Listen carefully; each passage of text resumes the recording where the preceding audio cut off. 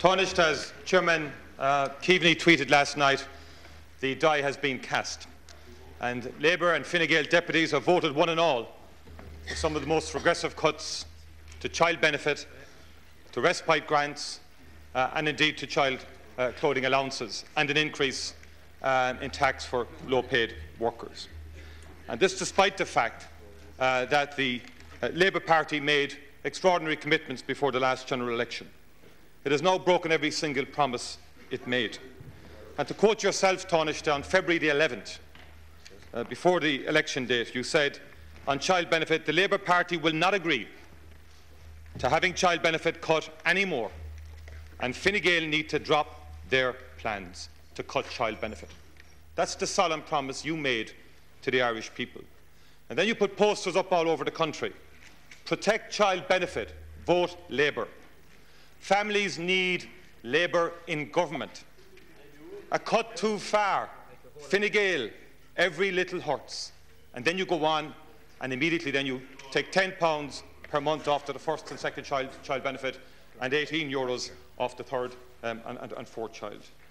And of course, that's followed on. When pressed in terms of breaking those particular promises, Minister Rabbitte says the other night, isn't this the kind of thing you tend to do during an election campaign? You tend to make these kind of promises, which basically means that you never had any intention of keeping these promises in the first place. And you knowingly deceived the people of this country. You knowingly betrayed the people of this country. And Labour's way was the ultimate deception.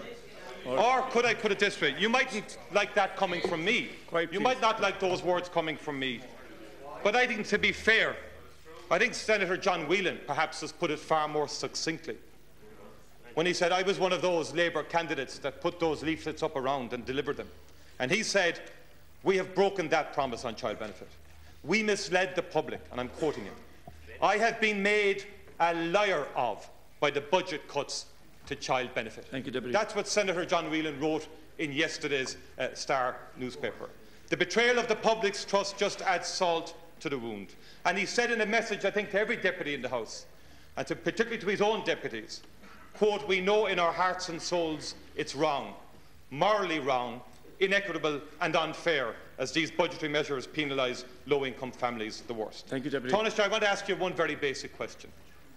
No one forced you to make those promises, and no one has forced you to break them. Why is the Fine Gael promise not to increase taxes on people earning over €100,000 more important than the Labour Party promise not to cut child benefit? Come on with Taoiseach.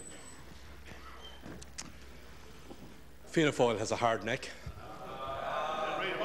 Please, order. Please, order. You're, We know that, and it's getting hard. order. Please. Order for the Speaker. Your legacy to this country was to bring in the IMF.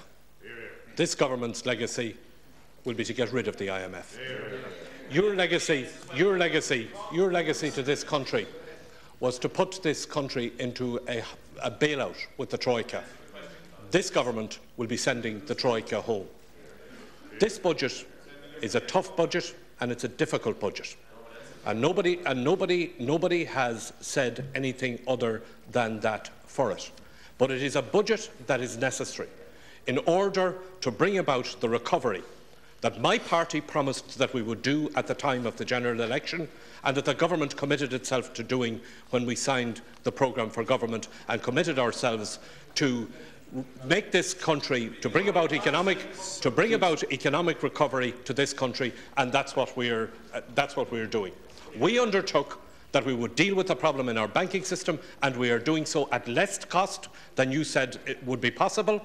We committed ourselves to renegotiating the deal with the Troika, which you said was impossible, and we're succeeding in doing that. We committed ourselves to putting the public finances on a sound, solid footing again after you brought the country to the brink of bankruptcy, and we are doing that. We promised that we would provide for increased employment in this country, and we are now seeing increased investment and jobs coming into this country, something that was flying out of the country when you left it to us. We promised that we would restore economic growth to this country, which is happening after 4 years of recession under Fianna Fáil. This government, and the Labour Party in this government, since you fingered us particularly, this government is going to bring about the recovery that the people of this country need, because the people of this country are sick of recession. We need recovery in this country, and this is a difficult budget, but it is a budget that is necessary in order to bring about the recovery that this country needs and to secure the future. Please. Just please. Taoiseach. Order. Please. Deputy Durkin, order. Taoiseach, you did make commitments. 1 minute, Deputy. You did make commitments. We all remember it's Labour's way or Frankfurt's way. We all remember that deception. No. And you voted against every measure to correct the public finances in 2009, 2010. You spoke in budgets in this House, from this side of the House, saying the governments were going to rob child benefit from people's pockets. You were Mr. Angry. Do you not remember Mr. Angry over there? And you've now done a U-turn on every single thing you protested about. And the point is, you made promises that you had no intention of keeping. And that's why one of your former ministers, Minister Shortall, has described your performance in government as embarrassing. And that's why Senator Whelan has said what he has said. He has said that you have made a liar out of him. That is what he has said. He has written that in newspaper yesterday in the Star. Now, the bottom line, Taoiseach, I asked you a very basic question that you skirted around. And I asked you the basic question: why was the Fine Gael promise not to increase the tax on people over 100,000 more important than your promise? And you went out there before the election, you looked people in the eye and you said Labour will not agree to cut child benefit. And you then cynically go in and you cut it. Now, with the greatest of respect, Taoiseach, you have brought politics in terms of cynicism and in terms of public perception to a new low. Thank you, Deputy. And they can smile and they can heckle all they like, but that is the reality. Because you put up the leaflets, and you deliberately, and we know why. And we know why. Because you believed that power was slipping from you. You believed that the Fine Gael party was going to win the election. And you promised and made commitments that you simply could not keep. Thank you, Deputy. Now I put this to Taoiseach. To conclude, Deputy. Senator Whelan has made a point. There is no shame in doing a U-turn in relation to these cuts, particularly in terms of child benefit and in terms of PRSI. And he said the ultimate shame will be on the Labour Party deputies and the Fine Gael deputies if they refuse to change TAC, and if they insist and continue to impose very, very unfair and regressive measures on the lowest income people in this country. That is the reality of this budget. It's the people on low incomes and on middle incomes who are going to suffer the most because of the choices that you have made. And I admire your commitment. I admire your commitment to democracy. I admire your commitment to democracy.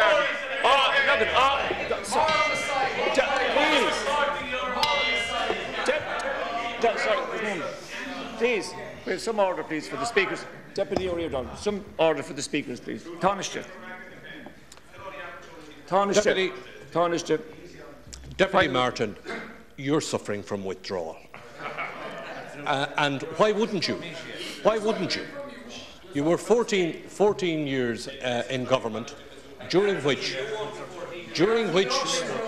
you squandered the boom. You squandered the boom, and you put the country into hock. Now we're in the process. We are in the process. We are in the process. Well, listen to the answer. Listen to the answer. I mean, if you ask a question. You'll get an answer. Deputies, please. This is a difficult budget. Nobody has said anything other than that for it, and it was always going to be a difficult budget. Yes, and the choices that we made, the choices that we made was to protect those on low and middle incomes. Even in difficult times.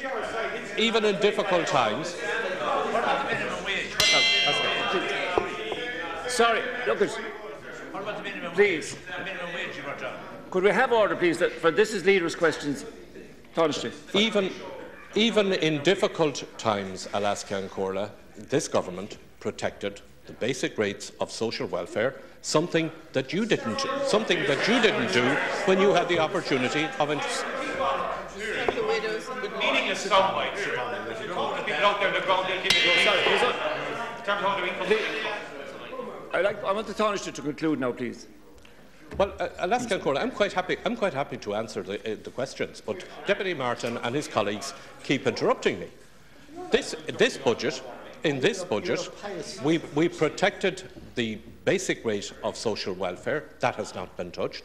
We've protected education, the numbers of pupils in classes. We've restored 150 million to the education budget, and we have introduced, and this is something that would be unfamiliar to you, Deputy Martin, and unfamiliar to Fianna Fáil. We have introduced the biggest package of taxes on wealth in this country that has been introduced, which will raise over €500 million, and you can't take the fact that even in difficult times, this government has introduced a budget that is fair and balanced and reasonable and will be effective. Thank you, Taoiseach. I now call him. Order, please. Deputy Mary Lou MacDonald, your question, please. Thank you.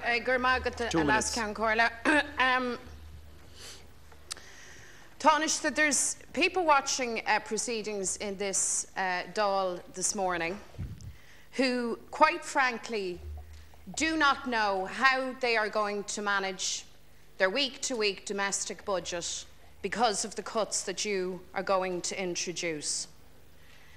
Now, you've accused others of having hard neck, but can I suggest that yours is a hard neck of the bright, brassy variety, a hard neck and a clear belief that fair is in fact a four-letter word in the minds of Fine Gael and Labour. I don't know how you credibly say to the very people that you promised to protect, children, their mothers, their parents, carers, people with long-term sickness and disability, I don't know how any of you will look them in the eye and utter the word fair. You're going to rush through social welfare legislation today that will introduce cuts that in real terms and in real time cause real hardship to real families, real children and real women. And here's the real clangor. They're the very sections of society that you solemnly promised protection to. Well, so much for that. I don't know, Taoiseach, if you deliberately set out to make liars of your TDs, of your ministers, of your senators, and to make a liar of yourself. But you have done that comprehensively, and so hard is your own neck, so brass iron is your own neck, that you will still stand up in this chamber and waffle on about fairness. I don't know how you do that. Can I suggest to the backbenches, particularly of the Labour Party, perhaps the die isn't cast, because there will be amendments brought forward today to see off the worst excesses of these cuts, particularly in respect of the respite care grant and child benefit, the matter that you were so passionate and so right about not so long ago. Thank you, Deputy. Maybe the die isn't cast, and maybe despite your brass-necked leader, who has made liars of you, Deputy MacDonald. maybe you will actually step up to the plate, and maybe you will actually defend those people that you made solemn promises to. Thank you, Deputy. Could I just say to Deputy MacDonald that I would... Deputy MacDonald, the word lie is not appropriate in any circumstance. So I just want to say that. Please.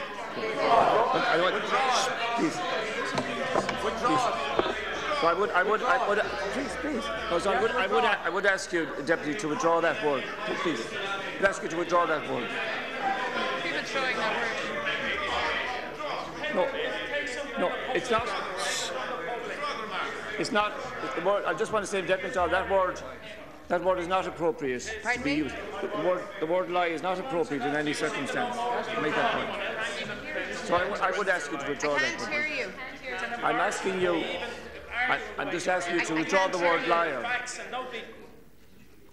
Sorry, they're just diverting this conversation constantly, and I'm sick of it. I just ask you, Deputy, to withdraw that word liar. I will not be withdrawing that word or any other word that I have used in this chamber today. A lie is a lie, and a liar is a liar, and the people at home viewing proceedings here know that full well. There are other words that there are other words that can be used. Yeah.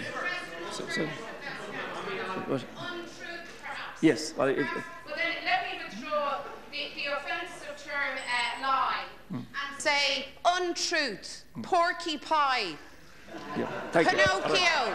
Thank you. Are they allowable? Are they allowable?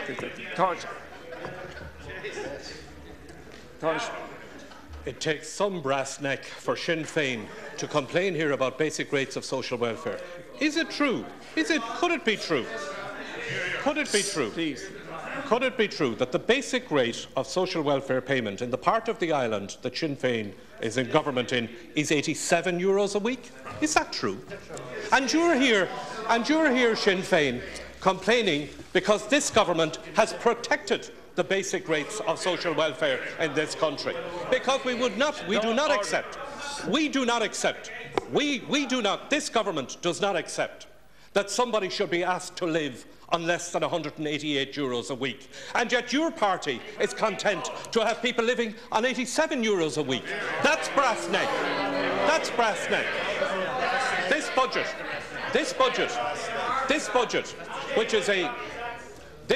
which is a difficult budget, and a difficult budget in order to restore this country's finances and to get us out of the economic mess that we inherited. This budget has protected basic rates of social welfare.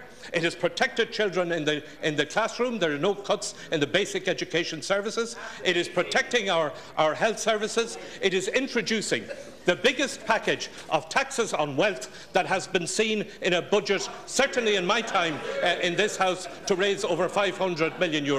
And that is because the approach that this government is taking to what is a difficult budget is to protect those on low and middle incomes and to ask those with the broadest shoulders to bear the most. Deputy Mayor, you may turn. Please, order, please. Deputy Mitchell.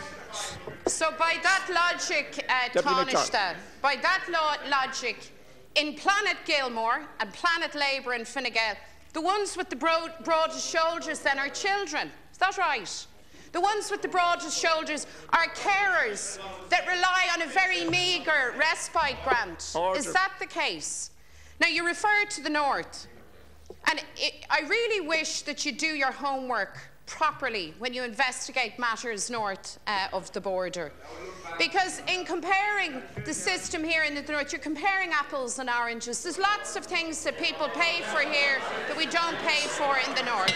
That's just a fact, lads. Just a fact. Deputies, please. Sorry. Deputy. Could we have order, please, for the person who's speaking? So today, the social welfare cuts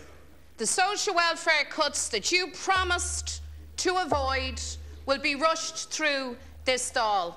And Labour and Fine Gael, yet again, will be seen to very brazenly target children, target carers, target mothers, and to make absolutely no apology for it. You've had your chance. You had your chance to have a change of heart. And do you know what? You'd have had the full backing of the general public had you the courage of your convictions. But I've said it to you before, and let me say it to you again, Eamon Gilmore. It's now not just a case that Labour can't that the people can't trust Labour in government. Labour cannot trust itself in government. Thank you, Deputy. You jump to the whim of Fine Gael.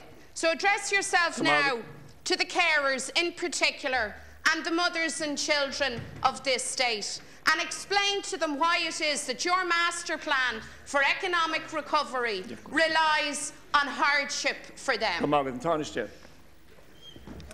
This government's economic plan is about restoring this country's economic sovereignty and getting us out of the economic mess. And everybody in this country understands that, and everybody understands that it is difficult and that it is not going to be overnight. Sinn Féin, of course, have a fairy tale. Your fairy tale is that, yes, we have to do $3.5 billion of a budget adjustment, but that you can produce some kind of fairy tale solutions to it. You talk about homework. You talk about homework. You didn't do much homework on your own proposals. You wouldn't even go and get them costed from the Department of Finance. And of course, there's a reason for that. There's a reason. There's a reason for that. It's not just laziness.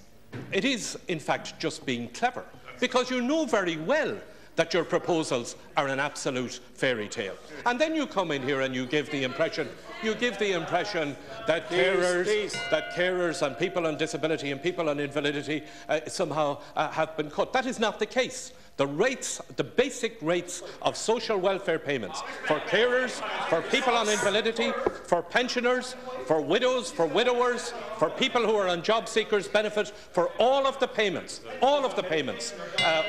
basic social welfare payments, none of those have been cut. They have been protected by this government even in the most difficult times. For people on low incomes, this is the government that has restored the minimum wage, that has introduced legislation to restore the joint labour committees for people who are on low pay, that has taken over 300,000 people out of the universal social charge. But most importantly of all, this is the government that is committed to ensuring that we generate employment and that we generate economic recovery in this country, because the best way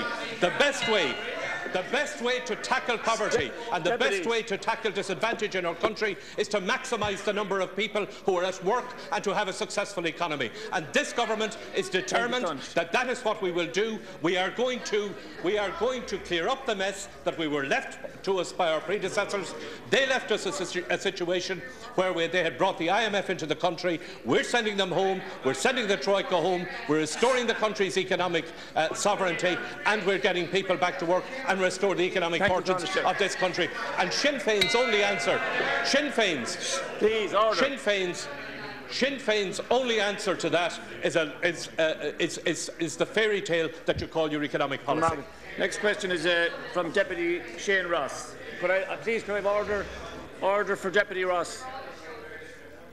Deputy Ross, please. Thank you. 2 minutes. Thank you, Ola. I'm interested in the Taoiseach's painting of the brave New Dawn. And it has been a bad week, and it's been a bad year. And it's been a bad year for the finances of the country. What I would like to ask him is this.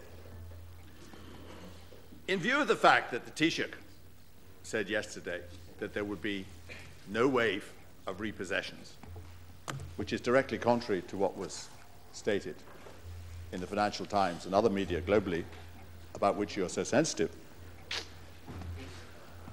why has the decision been made to introduce legislation to allow the banks greater powers of repossession next year?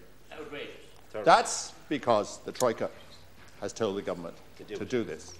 And it seems to me that it is going to be open season on homeowners in 2013. Because that legislation will not plug a loophole. That legislation is due to allow the banks to repossess at will. Yes. And state-owned banks are going to be used as agents and with the connivance of the government to put people out of their own homes on a scale unseen so far. That is what the Minister for Finance has said. On top of that, and this is why I say it's open season on homeowners, the government has extraordinarily decided that on the issue of property tax, it is going to bring in the heavies to collect the money from those who are unable to pay. And what I'm saying is this: the revenue commissioners, for some reason, have been selected as the collectors of this tax, not any other body. Why is it that the revenue commissioners have been selected? Because the reason is this: people will have their property tax, which they're unable to pay, by the way, deducted at source. And I'm not just talking about the middle classes or the high earners or the middle earners. I'm talking about people on social welfare. They will be confronted with a situation whereby the property tax is taken out of their wages, out of their social welfare, before they can actually even put food on the table. Thank you, Deputy. So could the Taoiseach tell me, why were the revenue commissioners selected to do this? Is it because they knew that people would be unable to pay, and they didn't care that they would be unable to pay? Thank you. Taoiseach.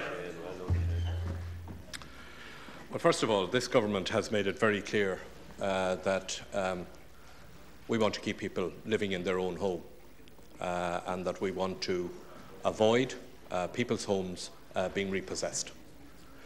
And that is why, at the very early stage of the life of this government, we put in place the Keane Group, which came forward with a list of recommendations to address the problem of home repossession of mortgage arrears.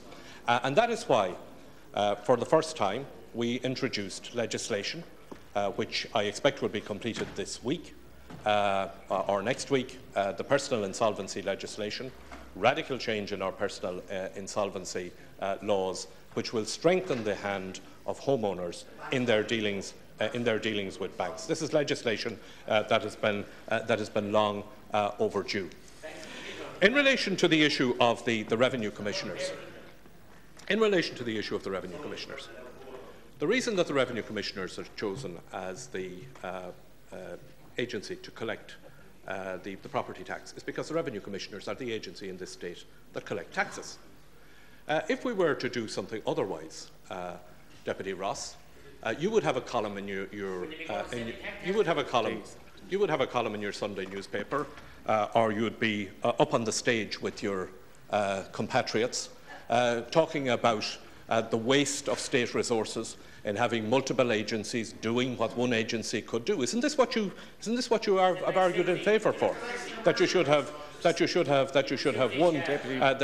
one agency dealing with these matters. So the revenue commissioners is the body that's tasked with the collection of revenue in this country, and they have been asked to lead the collection of the property tax. We will have a debate on the House on the details of the property tax legislation when it's introduced by Minister Noonan, and I'm sure Deputy Ross can make all of these points directly to him. Deputy Shane Ross, just one further minute. Sorry, there are two questions I asked of the Taoiseach and two questions which he didn't answer. The first question is this legislation being introduced in 2013 to give the banks a free run at homeowners. Why is it being introduced? Why can the government not take the view that this legislation is unnecessary? And it would be more sympathetic. It would be more sympathetic with the homeowners if they didn't do so. And the second question is this: are the revenue commissioners being chosen? And is the Taoiseach sympathetic with this view? Because it is the only way that this money can be extracted from people, because they simply can't afford to pay it. Imagine the scene of many people on social welfare and on modest incomes. When they get a deduction from their pay or their social welfare, they will have to make sacrifices of necessities, of bread on the table, of fees, of other necessities, of heat, which people aren't getting at the moment. And I ask you to reconsider this. There are other ways of collecting it. There was the household charges. Did you do that through the revenue commissioners? And the reason, of course, why you're not doing this through the same way as the household charges, is because people can't pay. And this government is taking the attitude that they are going to bring in the heavy gang to collect this money willy-nilly of the needs of the people from whom they are taking it. Thank you, Deputy. Taoiseach. Please, Taoiseach, reply. Well, more than most members of this House, Deputy Ross knows very well that the tax base has to be broadened. Knows very well. Knows very well. Sorry, Deputy. No, Deputy Ross. Deputy Ross. The Taoiseach asked a question, please. Deputy Ross, your theatrics have a place. They have a place where you ask people to pay 25 euros for the benefit of seeing it. Please. We're not paying. We're not paying. We didn't have to pay at the box office to come in here this morning to hear you, Deputy Ross. You know very well that the tax base has to be broadened. You also know very well that the option of the method of payment is being given to householders. In relation to the household charge, as you know, over 70% of householders have now paid that charge, and indeed I think I should thank them for doing so. When a tax is levied, when this House, the Parliament of this country, decides on the levying of a tax, there is an obligation on everybody to be compliant and to pay that tax. The revenue commissioners in this country have developed their expertise in the collection of taxes, and if we were to give the collection of the property tax to some other agency, I think you would be the first to come in here and to be making an argument about duplication of resources and additional cost of tax collection. That concludes the